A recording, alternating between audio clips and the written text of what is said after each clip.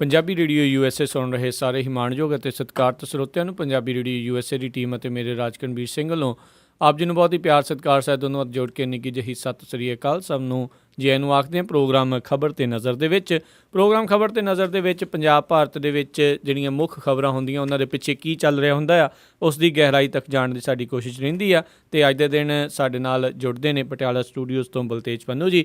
ਬਲਤੇਜ ਪੰਨੂ ਜੀ ਨਿੱਘੀ ਜੀ ਆਇਆਂ ਨੂੰ ਸਤਿ ਸ੍ਰੀ ਅਕਾਲ। ਧੰਨਵਾਦ ਜੀ, ਬਹੁਤ ਮਿਹਰਬਾਨੀ ਜੀ, ਸਤਿ ਸ਼੍ਰੀ ਅਕਾਲ ਜੀ। ਸਾਡੇ ਅੱਜ ਦੇ ਪ੍ਰੋਗਰਾਮ ਖਬਰ 'ਤੇ ਨਜ਼ਰ ਉਸ ਨੂੰ ਸਪਾਂਸਰ ਕਰਦੇ ਨੇ ਖਾਲਸਾ ਇੰਸ਼ੋਰੈਂਸ ਏਜੰਸੀ ਵਾਲੇ, ਜਿਨ੍ਹਾਂ ਦਾ ਫ਼ੋਨ ਨੰਬਰ 408 272 2500 408 272 2500। ਇਸ ਦੇ ਨਾਲ ਗੁਰਦੀਪ ਸਿੰਘ ਵਿਰਦੀ ਕਲੋਵਿਸ ਤੋਂ, ਪ੍ਰੀਤਮ ਸਿੰਘ ਤਲਵਿੰਦਰ ਸਿੰਘ ਗਿੱਲ ਬੇਕਰਸਫੀਲਡ ਤੋਂ, ਸਤਨਾਮ ਸਿੰਘ ਸ਼ੇਰਗਿੱਲ ਸੈਲਮਾ ਤੋਂ, ਜਾਫੀ ਸਿੰਘ ਬੇਕਰਸਫੀਲਡ ਤੋਂ, ਸੁੱਖਾ ਸਿੰਘ ਵਾਈਸੀਲੀਆ ਤੋਂ, Punjabi American senior citizen centre Bakersfield ਤੋਂ, ਨਵਜੋਤ ਕੌਰ ਕਲੋਟੀ ਯੂਬਾ ਸਿਟੀ ਤੋਂ। ਇਹਨਾਂ ਸਾਰਿਆਂ ਦਾ ਬਹੁਤ ਬਹੁਤ ਧੰਨਵਾਦ। ਜੇ ਤੁਸੀਂ ਜਾਂ ਕੋਈ ਹੋਰ ਕਾਰੋਬਾਰ ਇਸ ਪ੍ਰੋਗਰਾਮ ਨੂੰ ਸਪਾਂਸਰ ਕਰਨਾ ਚਾਹੁੰਦੇ ਹੋ ਉਸ ਦੇ ਲਈ ਸੰਪਰਕ ਕਰ ਸਕਦੇ ਹੋ ਨੰਬਰ 408 722 7698 408 722 7698 ਦੇ ਉੱਤੇ। ਅਤੇ ਬਲਤੇਜ ਪੰਨੂ ਜੀ, ਗੱਲਬਾਤ ਦੇ ਸਿਲਸਿਲੇ ਦੀ ਸ਼ੁਰੂਆਤ ਕਰਦੇ ਹਾਂ। LK ਅਡਵਾਨੀ ਹੁਣਾਂ ਦਾ ਜਿਹੜਾ ਐਮਰਜੈਂਸੀ ਵਾਲਾ ਜਿਹੜਾ ਬਿਆਨ ਆਇਆ ਆ ਉਸ ਨੂੰ ਲੈ ਕੇ ਸੱਤਾ ਦੇ ਪੂਰੇ ਦੇਸ਼ ਭਰ ਦੇ ਵਿੱਚ ਜਿਹੜੀਆਂ ਚਰਚਾਵਾਂ ਆ ਬਹੁਤ ਗਰਮ ਨੇ। ਬਿਲਕੁਲ ਜੀ, ਭਾਰਤੀ ਜਨਤਾ ਪਾਰਟੀ ਦੇ ਮੋਸਟ ਸੀਨੀਅਰ ਆਗੂ, ਪਾਰਟੀ ਦੇ ਮਾਰਗਦਰਸ਼ਕ ਮੰਡਲ ਦੇ ਮੈਂਬਰ ਲਾਲ ਕ੍ਰਿਸ਼ਨ ਅਡਵਾਨੀ ਜਿਹੜਾ ਕਿ ਇਸ ਵੇਲੇ ਖੂੰਜੇ ਲਾਇਆ ਹੋਇਆ ਜੀ, ਉਹਨੇ ਵੱਲੋਂ ਲੰਬੀ ਖਾਮੋਸ਼ੀ ਤੋਂ ਬਾਅਦ ਹੁਣ ਜਦੋਂ ਬੋਲਿਆ ਤੇ ਸ਼ਾਇਦ ਮੁਲਕ ਭਰ ਦੇ ਵਿੱਚ ਇਹਦੀ ਗੂੰਜ ਜਿਹੜੀ ਹੈ ਜੀ ਉਹ ਸੁਣਾਈ ਦਿੱਤੀ ਆ। ਭਾਜਪਾ ਗੁੰਮਸੁੰਮ ਹੋ ਗਈ ਹੈ ਜੀ ਇਸ ਤੋਂ ਬਾਅਦ। ਲਾਲ ਕ੍ਰਿਸ਼ਨ ਅਡਵਾਨੀ ਦੇ ਵੱਲੋਂ ਜਿਹੜਾ ਕਿ ਹਾਸ਼ੀਏ ਦੇ ਉੱਤੇ ਧੱਕ ਦਿੱਤਾ ਗਿਆ ਜੀ, ਉਹਨੇ ਤੌਖਲਾ ਪ੍ਰਗਟ ਕੀਤਾ ਹੈ ਕਿ ਦੇਸ਼ ਦੇ ਵਿੱਚ ਇੱਕ ਵਾਰੀ ਫਿਰ ਤੋਂ ਐਮਰਜੈਂਸੀ ਲੱਗ ਸਕਦੀ ਹੈ। ਲਾਲ ਕ੍ਰਿਸ਼ਨ ਅਡਵਾਨੀ ਨੇ ਕਿਹਾ ਕਿ ਦੇਸ਼ ਦੇ ਵਿੱਚ ਇੱਕ ਹੋਰ ਐਮਰਜੈਂਸੀ ਲੱਗਣ ਤੋਂ ਇਨਕਾਰ ਨਹੀਂ ਕੀਤਾ ਜਾ ਸਕਦਾ। ਅਡਵਾਨੀ ਦੇ ਘੁੱਟਣ ਤੋਂ ਬਾਅਦ ਜਿਹੜੇ ਇਹ ਬੋਲ ਨੇ ਉਹਨੇ ਮੋਦੀ ਸਰਕਾਰ ਤੇ ਭਾਜਪਾ ਨੂੰ ਸੁੰਨ ਕਰਕੇ ਰੱਖਤਾ ਜੀ। ਜਿਹੜੀ ਇਹ ਇੰਟਰਵਿਊ ਇੱਕ ਅੰਗਰੇਜ਼ੀ ਦੀ ਪ੍ਰਸਿੱਧ ਅਖਬਾਰ ਨੇ ਛਾਪੀ ਹੈ, ਉਹਦੇ ਵਿੱਚ ਅਡਵਾਨੀ ਨੇ ਇਹ ਗੱਲ ਕਹੀ ਹੈ ਕਿ ਭਾਰਤ ਦੀ ਸਿਆਸੀ ਵਿਵਸਥਾ ਹੁਣ ਵੀ ਐਮਰਜੈਂਸੀ ਦੇ ਹਾਲਾਤ ਦੇ ਨਾਲ ਸਿੱਝਣ ਲਈ ਤਿਆਰ ਨਹੀਂ ਹੈ ਤੇ ਭਵਿੱਖ 'ਚ ਵੀ ਦੇਸ਼ ਦੇ ਨਾਗਰਿਕਾਂ ਨੂੰ ਅਧਿਕਾਰਾਂ ਤੋਂ ਵਾਂਝੇ ਕੀਤੇ ਜਾਣ ਦਾ ਜਿਹੜਾ ਤੌਖਲਾ ਹੈ ਉਹਦੇ ਤੋਂ ਨਾ ਨਹੀਂ ਕੀਤੀ ਜਾ ਸਕਦੀ। ਉਹਨੇ ਇਹ ਗੱਲ ਕਹੀ ਹੈ ਕਿ ਇਸ ਵੇਲੇ ਲੋਕਤੰਤਰ ਨੂੰ ਕੁਚਲਣ ਵਾਲੀਆਂ ਤਾਕਤਾਂ ਜਿਹੜੀਆਂ ਉਹ ਮਜ਼ਬੂਤ ਨੇ। ਹੁਣ ਲੋਕਤੰਤਰ ਨੂੰ ਕਿਹੜੀਆਂ ਤਾਕਤਾਂ ਕੁਚਲਣ ਵਾਲੀਆਂ ਨੇ? ਭਾਰਤ ਦੀ ਸੱਤਾ ਦੇ ਉੱਤੇ ਭਾਰਤੀ ਜਨਤਾ ਪਾਰਟੀ ਮੈਜੋਰਿਟੀ ਦੇ ਵਿੱਚ ਜਿਹੜੀ ਹੈ ਜੀ ਉਹ ਸ਼ਾਮਲ ਹੈ, ਇਸ ਵੇਲੇ ਕਾਬਜ਼ ਹੈ ਜੀ। ਇਹਨੂੰ ਲੈ ਕੇ ਜਿਹੜੀਆਂ ਵਿਰੋਧੀ ਧਿਰਾਂ ਨੇ ਉਹਨਾਂ ਨੇ ਤਿੱਖੇ ਹਮਲੇ ਜਿਹੜੇ ਉਹ ਸ਼ੁਰੂ ਕੀਤੇ ਨੇ। ਕਾਂਗਰਸ ਨੇ ਅਡਵਾਨੀ ਦੇ ਬਿਆਨ ਤੇ ਚੁਟਕੀ ਲਈ ਹੈ, ਇਸ ਦੇ ਬਹਾਨੇ ਮੋਦੀ ਸਰਕਾਰ ਦੀ ਆਲੋਚਨਾ ਕੀਤੀ ਹੈ। ਕਾਂਗਰਸੀ ਆਗੂਆਂ ਨੇ ਕਿਹਾ ਕਿ ਅਡਵਾਨੀ ਦਾ ਬਿਆਨ ਬਿਲਕੁਲ ਸਹੀ ਹੈ। ਇਸ ਸਮੇਂ ਦੇਸ਼ ਦੇ ਅੰਦਰ ਐਮਰਜੈਂਸੀ ਵਰਗੇ ਹੀ ਹਾਲਾਤ ਨੇ ਜਦੋਂ ਕਿ ਸਾਰਾ ਕੰਟਰੋਲ ਕੁਝ ਹੱਥਾਂ ਦੇ ਵਿੱਚ ਜਿਹੜਾ ਜੀ ਉਹ ਸਿਮਟਿਆ ਪਿਆ। ਉਧਰ ਦਿੱਲੀ ਦੇ ਮੁੱਖ ਮੰਤਰੀ ਅਰਵਿੰਦ ਕੇਜਰੀਵਾਲ ਹੋਰਾਂ ਨੇ ਕਿਹਾ ਕਿ ਅਡਵਾਨੀ ਹੋਰਾਂ ਦਾ ਇਹ ਤੌਖਲਾ ਸਹੀ ਹੈ ਤੇ ਉਹਨਾਂ ਨੇ ਕਿਹਾ ਕਿ ਐਮਰਜੈਂਸੀ ਦੀ ਸ਼ੁਰੂਆਤ ਦਿੱਲੀ ਤੋਂ ਕੀਤੀ ਜਾਊਗੀ। ਜੀ ਬਿਲਕੁਲ। ਜਿਹੜੀਆਂ ਬਹੁਤ ਸਾਰੀਆਂ ਇਹ ਜਿਹੜੀਆਂ ਕਨਸੂਹਾਂ ਕਹਿ ਰਹੇ ਆ ਵੀ ਇਹ ਦਿੱਲੀ ਤੋਂ ਜਿਹੜਾ ਇਹ ਚੀਜ਼ ਦੇ ਪਾਸੇ ਨੂੰ ਇਸ ਦੀ ਜਿਹੜੀ ਟ੍ਰੇਨਿੰਗ ਇੱਕ ਹਿਸਾਬ ਦੇ ਨਾਲ ਇੱਕ ਗੇਮ ਉੱਥੇ ਖੇਡੀ ਜਾ ਸਕਦੀ ਆ। ਅਗਲੀ ਜਿਹੜੀ ਗੱਲ ਕਰਦੇ ਆ ਰਾਜਸਥਾਨ ਦੇ, ਕਹਿੰਦੇ ਆ ਜੀ ਮੁੱਖ ਮੰਤਰੀ ਦੀ ਛੁੱਟੀ ਹੋ ਸਕਦੀ ਆ। ਇਸ ਵੇਲੇ ਜਿਹੜੀ ਭਾਰਤੀ ਜਨਤਾ ਪਾਰਟੀ ਹੈ ਜੀ ਉਹ ਵਸੁੰਧਰਾ ਰਾਜੇ ਜਿਹੜੀ ਹੈ ਜੀ ਉਹਦੇ ਸਪੋਰਟ ਨਹੀਂ ਕਰ ਰਹੀ ਔਰ ਇਹ ਹੈ ਕਿ ਮੋਦੀ ਤੇ ਰਾਜਨਾਥ ਨੇ ਇੱਕ ਮੀਟਿੰਗ ਜਿਹੜੀ ਹੈ ਜੀ ਉਹ ਕੀਤੀ ਹੈ ਇਹਦੇ ਵਿਵਾਦ ਦੇ ਬਾਰੇ ਦੇ ਵਿੱਚ। ਹਾਲਾਂਕਿ ਨਰਿੰਦਰ ਮੋਦੀ ਨੇ ਬਿਲਕੁਲ ਜਿਹੜੀ ਹੈ ਜੀ ਉਹ ਚੁੱਪ ਧਾਰੀ ਹੋਈ ਹੈ। ਲਲਿਤ ਮੋਦੀ ਵਿਵਾਦ ਦੇ ਵਿੱਚ ਸਰਕਾਰ ਦੇ ਅਕਸ ਨੂੰ ਜਿਹੜੀ ਸੱਟ ਵੱਜੀ ਹੈ, ਇਹਦੀ ਧਾਰ ਜਿਹੜੀ ਹੈ ਜੀ ਇਹਨੂੰ ਖੁੱਲ੍ਹਿਆ ਕਰਨ ਦੇ ਵਾਸਤੇ ਕੋਈ ਨਵੀਆਂ ਰਣਨੀਤੀਆਂ ਬਣ ਰਹੀਆਂ ਨੇ। ਇਹਨਾਂ ਰਣਨੀਤੀਆਂ ਦੇ ਵਿੱਚ ਇੱਕ ਇਹਦੇ ਉੱਤੇ ਵੀ ਕੰਮ ਕੀਤਾ ਜਾ ਰਿਹਾ ਹੈ ਕਿ ਸੁਸ਼ਮਾ ਸਵਰਾਜ ਨੂੰ ਸੇਵ ਕਰ ਲਿਆ ਜਾਵੇ, ਵਸੁੰਧਰਾ ਰਾਜੇ ਨੂੰ ਤੋੜ ਦਿੱਤਾ ਜਾਵੇ। ਉਹਦਾ ਕਾਰਨ ਜਿਹੜਾ ਜੀ ਉਹ ਇਹ ਦੱਸਿਆ ਜਾ ਰਿਹਾ ਹੈ ਕਿ ਜਿਹੜੀ ਸੁਸ਼ਮਾ ਸਵਰਾਜ ਹੈ ਉਹਨੇ ਸਿਰਫ ਸਿਫਾਰਿਸ਼ ਕੀਤੀ ਹੈ, ਜਦੋਂ ਕਿ ਹੁਣ ਪੋਤਲੇ ਜਿਹੜੇ ਉਹ ਉੱਧੜਨੇ ਸ਼ੁਰੂ ਹੋਏ ਨੇ ਤੇ ਵਸੁੰਧਰਾ ਦੇ ਮੁੰਡੇ ਦੇ ਨਾਲ ਲਲਿਤ ਮੋਦੀ ਦੀ ਭਾਈਵਾਲੀ ਕਈ ਜਿਹੜੇ ਬਿਜ਼ਨਸ ਨੇ ਉਹਨਾਂ ਦੇ ਵਿੱਚ ਸਾਹਮਣੇ ਆ ਰਹੀ ਹੈ। ਕਰੋੜਾਂ ਰੁਪਏ ਜਿਹੜੇ ਇਹਨਾਂ ਦੋਵਾਂ ਨੇ ਰਲ ਕੇ ਵੱਖੋ ਵੱਖਰੇ ਬਿਜ਼ਨਸ ਦੇ ਵਿੱਚ ਜਿਹੜੇ ਉਹ ਲਾਏ ਹੋਏ ਨੇ। ਜਿਹੜੀ ਹਾਈ ਕਮਾਂਡ ਹੈ ਭਾਰਤੀ ਜਨਤਾ ਪਾਰਟੀ ਦੀ, ਉਹ ਹਾਲਾਂਕਿ ਇਸ ਮਸਲੇ ਦੇ ਉੱਤੇ ਅਜੇ ਚੁੱਪ ਗੜੁੱਪ ਹੈ। ਜਿਹੜੀ ਰਾਜਸਥਾਨ ਦੇ ਵਿਧਾਇਕ ਨੇ ਭਾਜਪਾ ਦੇ, ਉਹਨਾਂ ਨੇ ਵਸੁੰਧਰਾ ਦੀ ਹਮਾਇਤ ਜਿਹੜੀ ਕੀਤੀ ਹੈ, ਪਰ ਦਿੱਲੀ ਤੋਂ ਆ ਰਹੀਆਂ ਖਬਰਾਂ ਜਿਹੜੀਆਂ ਕੁਝ ਇਸ ਤਰ੍ਹਾਂ ਦੀਆਂ ਨੇ ਕਿ ਇਸ ਮਸਲੇ ਦੇ ਉੱਤੇ ਜਿਹੜਾ ਹਾਈ ਕਮਾਂਡ ਹੈ ਭਾਰਤੀ ਜਨਤਾ ਪਾਰਟੀ ਦੀ, ਉਹ ਛੇਤੀ ਕੋਈ ਫੈਸਲਾ ਜਿਹੜਾ ਲੈ ਸਕਦੀ ਹੈ ਤੇ ਰਾਜਸਥਾਨ ਦਾ ਮੁੱਖ ਮੰਤਰੀ ਬਦਲਿਆ ਜਾ ਸਕਦਾ ਹੈ। ਪਰ ਇਹਦੇ ਨਾਲ ਜਿਹੜਾ ਸਵਾਲਾਂ ਦਾ ਸਵਾਲ ਉਹ ਇਹ ਹੈ ਕਿ ਵਸੁੰਧਰਾ ਰਾਜੇ ਦਾ ਹੋਲਡ ਬਹੁਤ ਹੈ ਭਾਰਤੀ ਜਨਤਾ ਪਾਰਟੀ ਦੇ ਵਿੱਚ ਰਾਜਸਥਾਨ 'ਚ। ਜੇ ਉਹਦੀ ਬਗਾਵਤ ਹੁੰਦੀ ਹੈ ਤੇ ਫਿਰ ਭਾਰਤੀ ਜਨਤਾ ਪਾਰਟੀ ਜਿਹੜੀ ਹੈ ਜੀ ਉਹਨੂੰ ਕਿਵੇਂ ਠੱਲੂਗੀ। ਸ਼ਾਇਦ ਕੋਈ ਵੀ ਜਿਹੜਾ ਸਟੈਪ ਲੈਣ ਤੋਂ ਪਹਿਲਾਂ ਰਾਜਸਥਾਨ ਦੇ ਜਿਹੜੇ ਵਿਧਾਇਕ ਨੇ ਉਹਨਾਂ ਨੂੰ ਵੀ ਜਿਹੜਾ ਜੀ ਸੰਪਰਕ ਕੀਤਾ ਜਾਊਗਾ ਤੇ ਉਹਦਾ ਫਿਰ ਬਦਲ ਅੱਗੋਂ ਕਿਹੜਾ ਲੱਭਿਆ ਜਾਵੇ, ਇਹ ਵੀ ਇੱਕ ਸਵਾਲ ਹੋਊਗਾ ਜੀ। ਕਿਉਂਕਿ ਵਸੁੰਧਰਾ ਨੇ ਕਿਸੇ ਨੂੰ ਬਹੁਤ ਜ਼ਿਆਦਾ ਉੱਠਣ ਨਹੀਂ ਦਿੱਤਾ ਪਿਛਲੇ ਸਾਲਾਂ ਦੇ ਦੌਰਾਨ ਆਪਣੇ ਨੇੜੇ ਤੇੜੇ।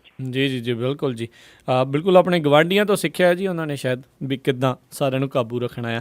ਅਗਲੀ ਜਿਹੜੀ ਆਪਾਂ ਗੱਲ ਕਰਦੇ ਹਾਂ, ਵੀਰਭੱਦਰ ਹੁਣਾਂ ਖਿਲਾਫ CBI ਜਾਂਚ ਸ਼ੁਰੂ।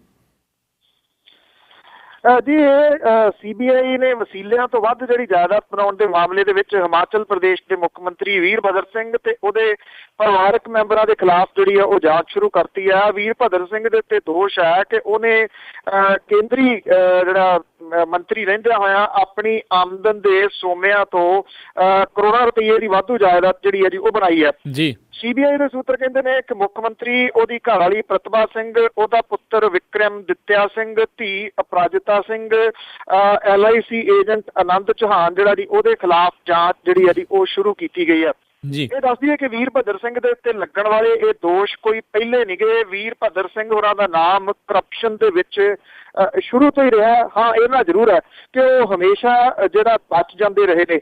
ਕਾਂਗਰਸ ਨੇ ਇੱਕ ਵਾਰੀ ਵੀਰਭੱਦਰ ਸਿੰਘ ਤੋਂ ਕਿਨਾਰਾ ਵੀ ਕਰ ਲਿਆ ਸੀਗਾ, ਪਰ ਬਾਅਦ ਦੇ ਵਿੱਚ ਉਹ ਆਪਣੀਆਂ ਤਿਗੜਮਬਾਜ਼ੀਆਂ ਦੇ ਨਾਲ ਫਿਰ ਉੱਥੇ ਹੀ ਪਹੁੰਚ ਗਏ ਜਿੱਥੇ ਉਹ ਪਹਿਲਾਂ ਸੀਗੇ। ਤੇ ਕਾਂਗਰਸ ਦੀ ਜਦੋਂ ਸਰਕਾਰ ਇੱਥੇ ਆਈ, ਕਿਉਂਕਿ ਪਿਛਲੀ ਭਾਰਤੀ ਜਨਤਾ ਪਾਰਟੀ ਦੇ ਜਿਹੜੇ ਮੁੱਖ ਮੰਤਰੀ ਸਨ ਉਹਨਾਂ ਦੇ ਉੱਤੇ ਵੀ ਕਈ ਕਰਪਸ਼ਨ ਦੇ ਜਿਹੜੇ ਉਹ ਦੋਸ਼ ਲੱਗੇ ਸਨ ਤੇ ਕਰਪਸ਼ਨ ਦੇ ਦੋਸ਼ਾਂ ਨੂੰ ਬਣਾ ਕੇ ਇਹ ਜਿਹੜੀ ਸਰਕਾਰ ਹੋਣ ਦੇ ਵਿੱਚ ਆਈ। ਤੇ ਹੁਣ ਵੀਰਭੱਦਰ ਸਿੰਘ ਦੇ ਖਿਲਾਫ ਵੀ CBI ਨੇ ਜਿਹੜਾ ਜੀ ਉਹ ਆਪਣਾ ਹਥਿਆਰ ਜਿਹੜੇ ਉਹ ਤਿੱਖੇ ਕਰ ਲਏ ਨੇ ਤੇ ਸ਼ਾਇਦ ਇਹਨੂੰ ਆਉਣ ਵਾਲੇ ਦਿਨਾਂ ਦੇ ਵਿੱਚ ਸ਼ਿਕੰਜੇ ਦੇ ਵਿੱਚ ਫਸਾ ਕੇ ਜਿਹੜਾ ਜੀ ਜਿਹੜੇ ਭਾਰਤੀ ਜਨਤਾ ਪਾਰਟੀ ਦੇ ਉੱਤੇ ਕੁਝ ਦੋਸ਼ ਲੱਗ ਰਹੇ ਨੇ ਉਹਦੇ ਮੰਤਰੀਆਂ ਸ਼ੰਤਰੀਆਂ ਦੇ ਉੱਤੇ, ਉਹਨਾਂ ਨੂੰ ਕਵਰ ਅਪ ਕਰਨ ਦੇ ਵਾਸਤੇ ਕੋਈ ਇਦਾਂ ਦੇ ਜਿਹੜੇ ਨੇ ਜੀ ਉਹ ਕੀਤੇ ਜਾਣਗੇ ਕੁਝ ਹੱਥਕੰਡੇ ਜਿਹੜੇ ਜੀ। ਤੇ ਅਗਲੀ ਜਿਹੜੀ ਆਪਾਂ ਗੱਲ ਕਰਦੇ ਹਾਂ, ਰੋਜ਼ਾਨਾ ਦੀ ਇਹ ਖਬਰ ਬਣ ਚੁੱਕੀ ਆ, ਇੱਕ ਕਿਸਾਨ ਵੱਲੋਂ ਹੋਰ ਖੁਦਕੁਸ਼ੀ।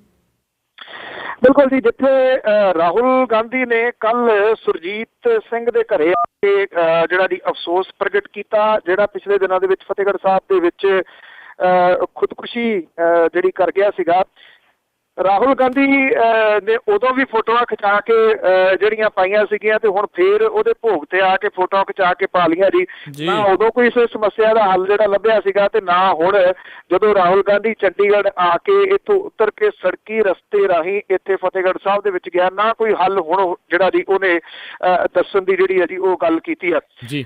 ਜਿਹੜਾ ਰਾਹੁਲ ਗਾਂਧੀ ਨੇ ਇਹ ਗੱਲ ਕਹੀ ਹੈ ਕਿ ਉਹਨੇ ਸੁਪਨੇ ਵਿੱਚ ਵੀ ਨਹੀਂ ਸੋਚਿਆ ਸੀਗਾ ਕਿ ਸੁਰਜੀਤ ਸਿੰਘ ਵਰਗਾ ਜਿਹੜਾ ਦਲੇਰ ਬੰਦਾ ਸੀਗਾ ਉਹ ਖੁਦਕੁਸ਼ੀ ਵਰਗਾ ਕਦਮ ਚੁੱਕ ਸਕਦਾ ਜੀ। ਇਹ ਖਬਰਾਂ ਆਪਣੇ ਜਗ੍ਹਾ ਦੇ ਉੱਤੇ ਨੇ। ਕਰਜ਼ੇ ਤੋਂ ਪਰੇਸ਼ਾਨ ਲੁਧਿਆਣਾ ਡਿਸਟ੍ਰਿਕਟ ਦੇ ਮਨਸੂਰਾ ਦਾ ਜਿਹੜਾ ਇੱਕ ਕਿਸਾਨ ਹੈ ਹਰਮੀਤ ਸਿੰਘ, ਉਹ ਵੀ ਖੁਦਕੁਸ਼ੀ ਕਰ ਗਿਆ ਜੀ।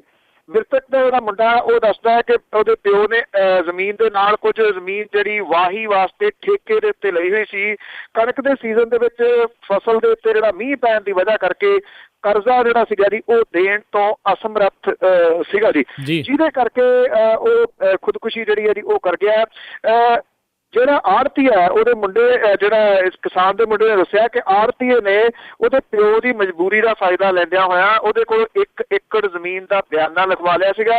ਹੁਣ ਆੜ੍ਹਤੀਆ ਜਿਹੜਾ ਪੈਸਿਆਂ ਦੇ ਵਾਸਤੇ ਪਰੇਸ਼ਾਨ ਕਰ ਰਿਹਾ ਸੀਗਾ, ਉਹ ਤੇ ਉਹਦਾ ਪਿਓ ਜਿਹੜਾ ਜੀ ਹਿਸਾਬ ਲਈ ਜਦੋਂ ਉਹਦੇ ਕੋਲੇ ਗਏ ਤੇ ਆੜ੍ਹਤੀਏ ਨੇ ਉਹਨਾਂ ਦੇ ਹਿਸਾਬ ਦੇ ਵਿੱਚ 17 ਲੱਖ ਰੁਪਏ ਜਿਹੜੇ ਸੀ ਉਹ ਹੋਰ ਕੱਢ ਦਿੱਤੇ। ਏਡੀ ਰਕਮ ਜਿਹੜੀ ਸੀ ਸੁਣ ਕੇ ਇਹ ਕਿਸਾਨ ਜਿਹੜਾ ਸੀਗਾ ਜੀ ਉਹ ਪਰੇਸ਼ਾਨ ਹੋ ਗਿਆ ਤੇ ਉਹਨੇ ਖੁਦਕੁਸ਼ੀ ਜਿਹੜੀ ਹੈ ਜੀ ਉਹ ਕਰ ਲਈ ਹੈ। ਜਿੰਨੀਆਂ ਖੁਦਕੁਸ਼ੀਆਂ ਪਿਛਲੇ ਤਕਰੀਬਨ 10 ਕੁ ਦਿਨ ਦੇ ਵਿੱਚ ਹੋਈਆਂ ਨੇ, ਆਲਮੋਸਟ ਰੋਜ਼ ਦੀ ਖਬਰ ਹੀ ਹੈ ਜੀ, ਸਾਰੀਆਂ ਦੇ ਵਿੱਚ ਇੱਕ ਗੱਲ ਜਿਹੜੀ ਹੈ ਜੀ ਸਾਂਝੀ ਹੈ ਕਿ ਕਿਸਾਨ ਨੇ, ਕਿਉਂਕਿ ਉਹਦੀ ਜ਼ਮੀਨ ਥੋੜੀ ਸੀ, ਉਹਨੇ ਠੇਕੇ ਦੇ ਉੱਤੇ ਜਿਹੜੀ ਹੈ ਜੀ ਉਹ ਜ਼ਮੀਨ ਲਈ ਹੋਰ ਤੇ ਉਹਦੇ ਕਰਕੇ ਜਿਹੜੀ ਬਾਰਿਸ਼ ਪਈ ਜੀ, ਉਹਦੇ ਕਰਕੇ ਉਹਨੂੰ ਕਰਜ਼ਾ ਚੁੱਕਣਾ ਪੈ ਗਿਆ। ਕਰਜ਼ਾ ਜਿਹੜਾ ਜੀ ਉਹ ਦਿੱਤਾ ਨਹੀਂ ਗਿਆ, ਜਿਹਦੇ ਕਰਕੇ ਖੁਦਕੁਸ਼ੀਆਂ ਹੋਈਆਂ। ਇਸ ਵਾਰੀ ਪੰਜਾਬ ਦੇ ਵਿੱਚ ਜਿਹੜੀਆਂ ਠੇਕੇ ਤੇ ਚੜ੍ਹਦੀਆਂ ਜ਼ਮੀਨਾਂ ਨੇ, ਇਸੇ ਕਰਕੇ ਉਹ ਚੜ੍ਹ ਹੀ ਨਹੀਂ ਰਹੀਆਂ। ਬਾਰ-ਬਾਰ ਬੋਲੀ ਜਿਹੜੀ ਆ ਉਹ ਦਿੱਤੀ ਜਾ ਰਹੀ ਹੈ, ਚਾਹੇ ਉਹ ਸ਼ਾਮਲਾਤ ਜ਼ਮੀਨਾਂ ਨੇ, ਚਾਹੇ ਦੂਜੀਆਂ ਤੀਜੀਆਂ ਨੇ। ਦੇਖੋ, ਉੱਥੇ ਆ ਕੇ ਫੋਟੋਆਂ ਖਿਚਾ ਕੇ ਤਾਂ ਸਮੱਸਿਆ ਦਾ ਹੱਲ ਕਿਸਾਨਾਂ ਦਾ ਨਹੀਂ ਹੋਣਾ। ਇਹਦੇ ਵਾਸਤੇ ਗੰਭੀਰਤਾ ਦੇ ਨਾਲ ਨਾ ਪਿਛਲੀਆਂ ਸਰਕਾਰਾਂ ਨੇ ਸੋਚਿਆ, ਨਾ ਹੋਣ ਵਾਲੀਆਂ ਸਰਕਾਰਾਂ ਕੁਝ ਸੋਚ ਰਹੀਆਂ ਨੇ।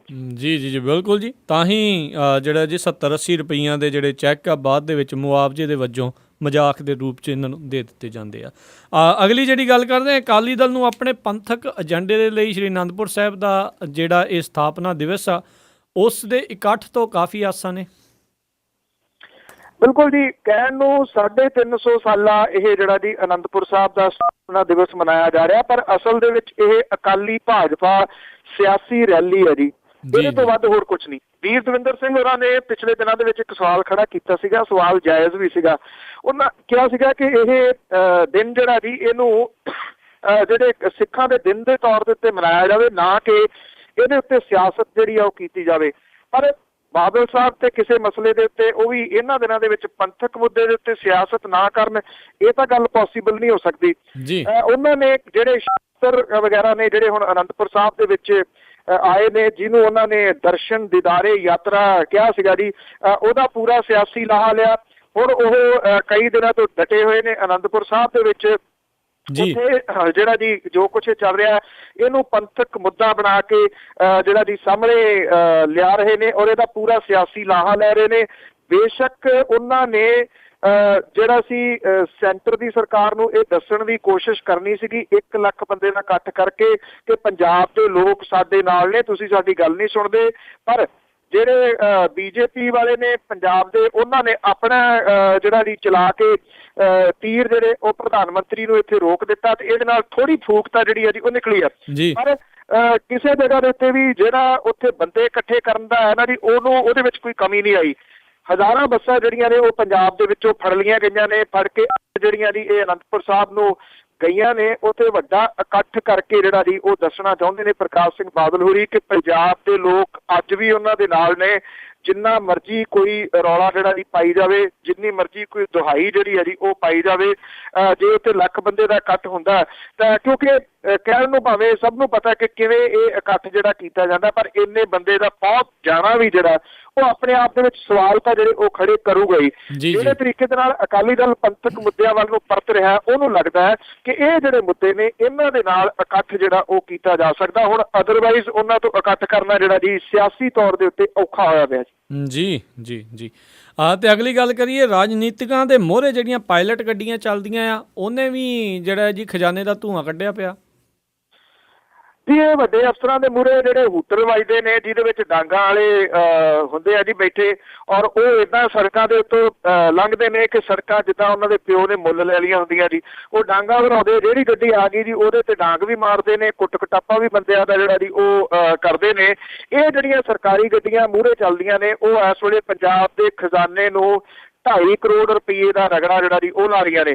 ਪੰਜਾਬ ਪੁਲਿਸ ਦੇ ਕੋਲੇ ਜ਼ਿਲ੍ਹੇ ਦੇ ਵਿੱਚ ਬਠਿੰਡੇ ਜ਼ਿਲ੍ਹੇ ਦੇ ਵਿੱਚ 60 ਪਾਇਲਟ ਤੇ ਐਸਕੋਰਟ ਗੱਡੀਆਂ ਨੇ, ਜਿਹਦੇ ਉੱਤੇ 87 ਲੱਖ ਰੁਪਏ ਸਾਲਾਨਾ ਤੇਲ ਦੇ ਜਿਹੜੇ ਉਹ ਖਰਚੇ ਜਾ ਰਹੇ ਨੇ। 55 ਹੋਰ ਪਾਇਲਟ ਗੱਡੀਆਂ ਨੇ ਸਾਰੇ ਪੰਜਾਬ ਦੇ ਵਿੱਚ, 60 ਇਕੱਲੇ ਬਠਿੰਡੇ ਦੇ ਵਿੱਚ ਨੇ।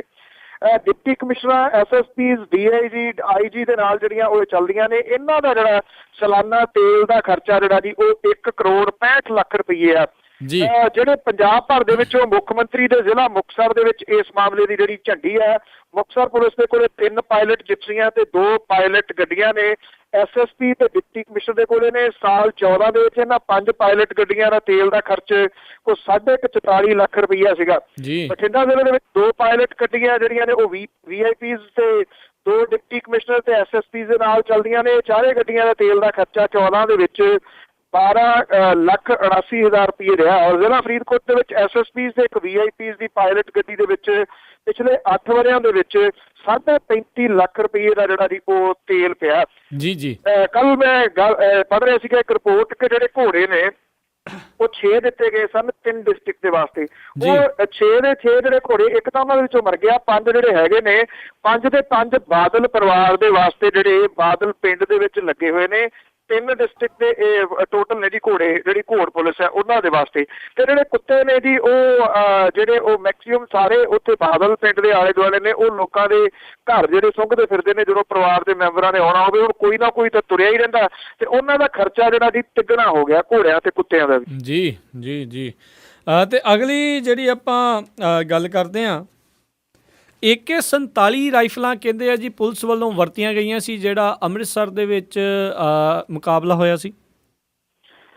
ਇਹਦੇ ਉੱਤੇ ਕਈ ਕੁਝ ਜਿਹੜਾ ਜੀ ਉਹ ਸਾਹਮਣੇ ਅਸਲ ਦੇ ਵਿੱਚ ਆ ਰਿਹਾ ਹੈ ਕਿ ਇੱਥੇ ਚੱਲ ਕੀ ਜਿਹੜਾ ਰਿਹਾ ਜੀ, ਕਿਸ ਤਰੀਕੇ ਦੇ ਨਾਲ ਪੁਲਿਸ ਜਿਹੜੀ ਹੈ ਜੀ ਉਹਦੀਆਂ ਵਾਗਾਂ ਜਿਹੜੀਆਂ ਉਹ ਖੁੱਲੀਆਂ ਨੇ।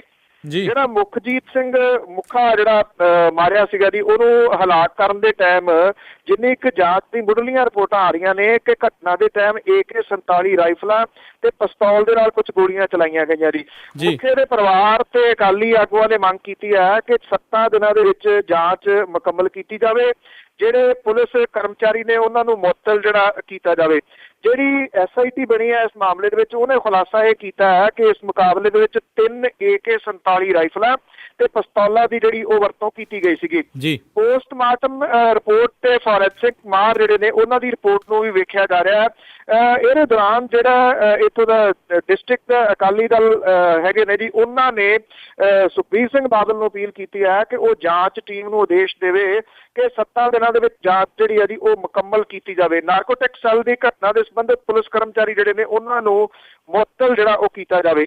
ਜਿਹੜੇ ਨਾਰਕੋਟਿਕ ਸੈੱਲ ਦੇ ਪੁਲਿਸ ਅਧਿਕਾਰੀ ਇਹਦੇ ਵਿੱਚ ਜਿਹੜੇ ਆ ਗਿਆ ਕਿ ਇਹਨਾਂ ਦੇ ਇਸ ਮੁਕਾਬਲੇ ਦੇ ਵਿੱਚ ਹਿੱਸਾ ਲਿਆ, ਉਹ ਸਵਾਲ ਜਿਹੜੇ ਨੇ ਉਹ ਕਈ ਖੜੇ ਕਰ ਰਹੇ ਨੇ, ਕਿਉਂਕਿ ਦੰਦ ਕਥਾਵਾਂ ਜਿਹੜੀਆਂ ਨੇ ਉਹ ਅੰਮ੍ਰਿਤਸਰ ਹੀ ਨਹੀਂ ਬਲਕਿ ਪੰਜਾਬ ਦੇ ਵਿੱਚ ਕਈ ਕਿਸਮ ਦੀਆਂ ਚੱਲ ਰਹੀਆਂ ਨੇ। ਥੋੜੀ ਜਿਹੀ ਜਾਂਚ ਅੱਗੇ ਵਧਣ ਦਿਓ, ਫਿਰ ਆਪਾਂ ਇਹਦੇ ਉੱਤੇ ਗੱਲ ਕਰਾਂਗੇ ਕਿ ਅਸਲ ਦੇ ਵਿੱਚ ਇਹ ਜਿਹੜੀ ਕਹਾਣੀ ਕਿੱਧਰ ਨੂੰ ਜਾ ਰਹੀ ਹੈ ਜੀ, ਕੀ ਇਹਦਾ ਅਸਲ ਲੱਗ ਰਿਹਾ ਜੀ। ਔਰ ਜਿਹੜੇ CCTV ਦੀ ਫੁਟੇਜ ਹੈ ਜੀ, ਉਹ ਕਾਫੀ ਕਹਾਣੀ ਜਿਹੜੀ ਆ ਉਹ ਕਹਿ ਰਹੀ ਹੈ ਕਿ ਉਹਦੀ ਜਿਹੜੀ ਉਹਦੇ ਉੱਤੇ ਲਾਇਸੈਂਸ ਪਲੇਟ ਲੱਗੀਆਂ ਹੋਈਆਂ ਸੀਗੀਆਂ, ਉਹਨੂੰ ਮਾਰ ਕੇ ਲਾਇਸੈਂਸ ਪਲੇਟਾਂ ਜਿਹੜੀਆਂ ਦੀ ਉਹ ਲਾਈਆਂ ਗਈਆਂ। ਪੁਲਿਸ ਕਹਿੰਦੀ ਆ ਬਿਨਾਂ ਨੰਬਰ ਦੀ ਕਾਰ ਤੋਂ ਉਹ ਜਾ ਰਿਹਾ ਸੀਗਾ। ਇਹ ਕੌਣ ਸੀਗਾ ਅਸਲ ਦੇ ਵਿੱਚ? ਮੁਖਜੀਤ ਸਿੰਘ ਮੁੱਖਾ ਕਿਹੜੇ ਵੱਡੇ ਨੇਤਾ ਦੇ ਨੇੜੇ ਸੀਗਾ? ਕੀ ਕਹਾਣੀ ਹੋ ਸਕਦੀ ਹੈ? ਮੇਰਾ ਖਿਆਲ ਲੋਕ ਇਸ਼ਾਰਾ ਸਮਝ ਲੈਣਗੇ। ਬਿਲਕੁਲ ਜੀ ਬਿਲਕੁਲ, ਵੀ ਕਿਹੜੇ ਪਾਸੇ ਨੂੰ ਜਾ ਰਹੀ ਹੈ ਗੱਲ। ਅਗਲੀ ਜਿਹੜੀ ਆ ਗੱਲ ਕਰਦੇ ਆ, ਸਰਕਾਰ ਦੀ ਨਸ਼ਿਆਂ ਖਿਲਾਫ ਮੁਹਿੰਮ ਆ ਜਿਹੜੀ ਆ ਅੰਤਿਮ ਸਾਹਾਂ ਤੇ। ਜਿਹੜੀ ਜਦੋਂ ਲੋਕ ਸਭਾ ਦੀਆਂ ਚੋਣਾਂ ਹੋਈਆਂ ਸੀਗੀਆਂ ਜੀ, ਉਦੋਂ ਫੌਰਨ ਬਾਅਦ ਇੱਕਦਮ ਪੰਜਾਬ ਸਰਕਾਰ ਨੂੰ ਹੇਤ ਜਾਗਿਆ ਸੀਗਾ ਕਿ ਨਸ਼ੇ ਦੇ ਖਿਲਾਫ ਮੁਹਿੰਮ ਵਿੱਢਣੀ ਹੈ, ਕਿਉਂਕਿ ਲੋਕ ਸਭਾ ਚੋਣਾਂ ਦੇ ਦੌਰਾਨ ਇਹ ਮੁੱਦਾ ਸਭ ਤੋਂ ਵੱਡਾ ਮੁੱਦਾ ਬਣ ਕੇ ਉੱਭਰਿਆ ਸੀਗਾ ਜੀ। ਤੇ ਉਦੋਂ ਸਰਕਾਰ ਨੇ ਜੀ ਫਿਰ ਜਿਹੜੇ ਬੜੀ ਤੇਜ਼ੀ ਦੇ ਨਾਲ ਨਸ਼ਾ ਛੁਡਾਊ ਸੈਂਟਰ ਜਿਹੜੇ ਸੀਗੇ ਉਹ ਖੋਲ੍ਹਣੇ ਸ਼ੁਰੂ ਕੀਤੇ। ਪਿਛਲੇ 3 ਮਹੀਨਿਆਂ ਦੇ ਵਿੱਚ ਪੰਜਾਬ ਦੇ ਵਿੱਚ ਜਿਹੜਾ ਜੀ 8000 ਤੋਂ ਉੱਪਰ ਜਿਹੜੇ ਨੇ ਉਹ ਮਰੀਜ਼ ਆਏ ਜਿਹੜੇ ਨਸ਼ਾ ਕਰਦੇ ਸਨ, ਜਿਹੜੇ ਨਸ਼ਾ ਛੁਡਾਊ ਸੈਂਟਰਾਂ ਦੇ ਵਿੱਚ, ਔਰ ਇਹਨਾਂ ਦੀ ਜਾਂਚ ਜਿਹੜੀ ਸੀ ਉਹ ਕੀਤੀ ਗਈ। ਪਰ ਉਸ ਤੋਂ ਬਾਅਦ ਇਹ ਕਿੱਥੇ ਗਏ ਇਹਦਾ ਕੋਈ ਰਿਕਾਰਡ ਜਿਹੜਾ ਜੀ ਉਹ ਨਹੀਂ ਲੱਭਦਾ, ਕਿਉਂਕਿ 800 ਦੇ ਕਰੀਬ ਜਿਹੜੇ ਸੀਗੇ ਉਹਨਾਂ ਨੂੰ ਦਾਖਲ ਜਿਹੜਾ ਉਹ ਕੀਤਾ ਗਿਆ। ਕਰੋੜਾਂ ਰੁਪਈਏ ਜਿਹੜੇ ਸੀਗੇ ਉਹ ਖਰਚ ਕੀਤੇ ਗਏ ਨਸ਼ਾ ਛੁਡਾਊ ਸੈਂਟਰਾਂ ਦੇ ਵਾਸਤੇ। ਜਿਹੜੇ ਮਨੋਰੋਗ ਡਾਕਟਰ ਨੇ, ਸਾਈਕੈਟ੍ਰਿਕ, ਜਿਹੜੇ ਉਹ ਲੱਭ ਨਹੀਂ ਰਹੇ ਪੰਜਾਬ ਸਰਕਾਰ ਨੂੰ। ਲੱਭ ਤਾਂ ਨਹੀਂ ਰਹੇ ਕਿਉਂਕਿ ਪੈਸੇ ਨਹੀਂ ਹੈਗੇ, ਇਸ ਕਰਕੇ ਜਿਹੜਾ ਜੀ ਉੱਥੇ ਨੌਕਰੀ ਨਹੀਂ ਕਰਨੀ ਚਾਹੁੰਦਾ ਕੋਈ, ਕਿਉਂਕਿ ਬਾਕੀ ਜਿਹੜੇ ਨੇ ਸਭ ਨੂੰ ਪਤਾ ਕੋਈ 6 ਮਹੀਨੇ ਤੋਂ ਤੁਰਿਆ ਫਿਰਦਾ, ਕੋਈ ਸਾਲ ਤੋਂ ਜਿਹੜਾ ਜੀ ਉਹ ਤੁਰਿਆ ਫਿਰਦਾ। ਜਿਹੜੇ ਇਹ ਹਸਪੀਟਲ ਜਿਹੜੇ ਬਣਾਏ ਗਏ ਨਸ਼ਾ ਛੁਡਾਊ ਸੈਂਟਰ ਸੀਗੇ, ਇਸ ਕਰਕੇ ਉਹਨਾਂ ਨੂੰ ਜਿੰਦਰੇ ਲੱਗੇ ਪਏ ਨੇ, ਇਹਨਾਂ ਨੂੰ ਸ਼ੁਰੂ ਹੀ ਨਹੀਂ ਕੀਤਾ ਗਿਆ। 2-3 ਤਰੀਕਾਂ ਜਿਹੜੀਆਂ ਜੀ ਉਹ ਦਿੱਤੀਆਂ ਜਾ ਚੁੱਕੀਆਂ ਨੇ ਕਿ ਇਸ ਦਿਨ ਖੁੱਲਣਗੇ, ਪਰ ਅਜੇ ਗਾਂ ਅੱਗੇ ਇਹਨਾਂ ਦੇ ਖੁੱਲਣ ਦੇ ਕੋਈ ਚਾਂਸ ਜਿਹੜੇ ਉਹ ਨਹੀਂ ਲੱਗਦੇ ਜੀ। ਪਰ ਹੈਰਾਨੀ ਵਾਲੀ ਜਿਹੜੀ ਗੱਲ ਇਹ ਹੈ ਕਿ ਪੰਜਾਬ ਦੇ ਸ਼ਾਇਦ ਬਿਮਾਰ ਸੋਚ ਵਾਲੇ ਸਿਹਤ ਮੰਤਰੀ ਜਿਹੜੇ ਨੇ ਸੁਰਜੀਤ ਕੁਮਾਰ ਜਿਆਣੀ, ਉਹਨਾਂ ਦਾ ਤਰਕ ਦੇਖੋ ਕਿਆ ਕਮਾਲ ਦਾ। ਉਹ ਕਹਿੰਦੇ ਕਿ ਜਿਹੜੇ 17 ਦੇ ਕਰੀਬ ਨਸ਼ਾ ਛੁਡਾਊ ਜਿਹੜੇ ਸੈਂਟਰ ਨੇ ਇਹ ਮੁਕੰਮਲ ਤਾਂ ਹੋ ਗਏ ਨੇ, ਪਰ ਉਹ ਕਹਿੰਦੇ ਕਿ ਨਸ਼ਾ ਜਿਹੜੇ ਕਰਨ ਵਾਲੇ ਉਹਨਾਂ ਦੀ ਗਿਣਤੀ ਬਹੁਤ ਘੱਟ ਗਈ ਹੈ, ਇਸ ਕਰਕੇ ਚੱਲਣੇ ਨੇਗੇ। ਉਹ ਕਹਿੰਦੇ ਮਰੀਜ਼ ਬਹੁਤ ਘੱਟ ਆਉਣ ਲੱਗ ਗਿਆ, ਇਸ ਕਰਕੇ ਅਸੀਂ ਸਮਝਦੇ ਹਾਂ ਕਿ ਬਹੁਤੀ ਕਾਹਲੀ ਕਰਨ ਦੀ ਜ਼ਰੂਰਤ ਨਹੀਂ ਗੀ, ਨਾ ਇਹਨਾਂ ਦੀ ਬਹੁਤੀ ਜਿਹੜੀ ਹੈ ਜੀ ਉਹ ਲੋੜ ਰਹੀ ਹੈ। ਇਹ ਹੁਣ ਨਵੇਂ ਤੱਥ ਸੁਰਜੀਤ ਕੁਮਾਰ ਜਿਆਣੀ ਹੋਰਾਂ ਨੇ ਕਿੱਥੋਂ ਲੈਣ ਦੇ ਕਿ ਪੰਜਾਬ ਦੇ ਵਿੱਚ ਜਿਹੜੇ ਨਸ਼ਾ ਕਰਨ ਵਾਲਿਆਂ ਦੀ ਗਿਣਤੀ ਜਿਹੜੀ ਹੈ ਜੀ ਉਹ ਘੱਟ ਗਈ ਹੈ ਤੇ ਲੋਕ ਨਸ਼ਾ ਛੱਡ ਗਏ ਨੇ। ਸ਼ਾਇਦ ਉਹਨਾਂ ਨੇ ਬਲਦੇ ਜਿਹੜੇ ਸਿਵੇ ਨੇ ਉਹ ਵੇਖੇ ਨਹੀਂ, ਜਾਂ ਉਹਨਾਂ ਦੇ ਕਿਸੇ ਨੇੜਲੇ ਦਾ ਅਜੇ ਨਹੀਂ ਬਣਿਆ ਜੀ।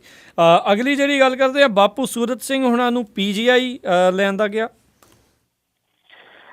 ਜੀ ਜਿਹੜੇ ਇੱਥੇ ਉਹ ਦਾਖਲ ਸਨ ਜੀ ਲੁਧਿਆਣੇ ਦੇ ਵਿੱਚ ਜਿਹੜੇ ਹਸਪੀਟਲ ਦੇ ਵਿੱਚ DMC ਹਸਪੀਟਲ ਦੇ ਵਿੱਚ, ਔਰ ਉਹਨੂੰ ਜਿਹੜਾ ਜੀ PGI ਦੇ ਵਿੱਚ ਦਾਖਲ ਕਰਵਾਇਆ ਗਿਆ ਰਾਤ।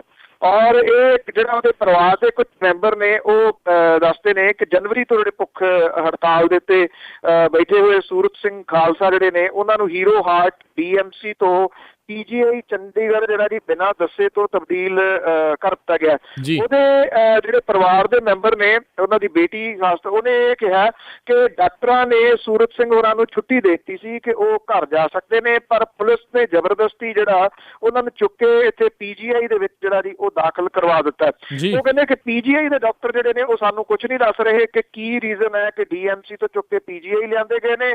ਉਹਨਾਂ ਨੇ ਇਹ ਜ਼ਰੂਰ ਕਿਹਾ ਕਿ ਅਜੇ 19 ਤਰੀਕ ਤੱਕ ਸਾਨੂੰ ਪੁੱਛੋ ਨਾ, ਭਾਵ ਕਿ ਅੱਜ ਵਾਲੀ ਜਿਹੜੀ ਤਰੀਕ ਹੈ ਜਿਹੜਾ ਕਿ ਅਨੰਦਪੁਰ ਸਾਹਿਬ ਦੇ ਵਿੱਚ ਸਮਾਗਮ ਹੋ ਰਹੇ ਨੇ, ਉਹ ਤੋਂ ਬਾਅਦ ਕਿਤੇ ਦੱਸਾਂਗੇ ਤੁਹਾਨੂੰ ਇੱਥੇ ਕਿਉਂ ਲਿਆਂਦਾ ਗਿਆ ਤੇ ਉਹਨਾਂ ਨੂੰ ਛੁੱਟੀ ਜਿਹੜੀ ਹੈ ਜੀ ਉਹ ਕਦੋਂ ਦਿੱਤੀ ਜਾਊਗੀ।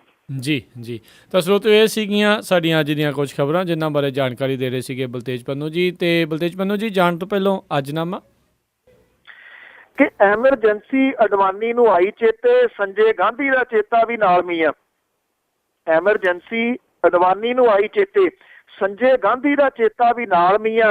ਅੰਦਰ ਜੇਲ੍ਹ ਦੇ ਕੱਟਿਆ ਵਕਤ ਜਿਹੜਾ ਆਇਆ ਉਹ ਵੀ ਝੱਟ ਖਿਮੀਆਂ ਜੀ।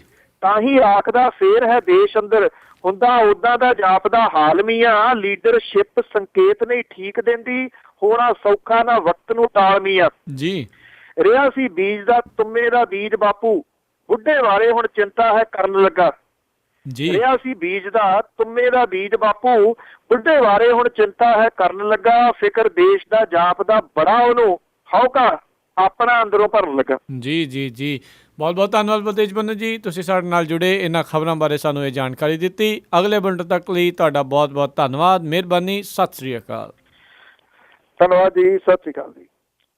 ਸਰੋਤਿਓ, ਇੱਥੇ ਹੀ ਜਿਹੜਾ ਅੱਜ ਦਾ ਪ੍ਰੋਗਰਾਮ ਹੁਣ ਸਮਾਪਤ ਹੁੰਦਾ ਆ। ਹੁਣ ਮੈਨੂੰ ਰਾਜਕਰਨਵੀਰ ਸਿੰਘ ਨੂੰ ਇਜਾਜ਼ਤ ਦਿਓ। ਮੇਰੇ ਵੱਲੋਂ ਵੀ ਆਪ ਸਭ ਨੂੰ ਬਹੁਤ ਪਿਆਰ ਸਤਿਕਾਰ ਸਹਿਤ ਦੋਨੋਂ ਹੱਥ ਜੋੜ ਕੇ ਨਿੱਘੀ ਜਿਹੀ ਸਤਿ ਸ੍ਰੀ ਅਕਾਲ। ਜਿਉਂਦੇ ਵਸਦੇ ਰਹੋ, ਹੱਸਦੇ ਖੇਲਦੇ ਰਹੋ ਤੇ ਸੁਣਦੇ ਰਹੋ ਜੀ ਪੰਜਾਬੀ ਰੇਡੀਓ USA।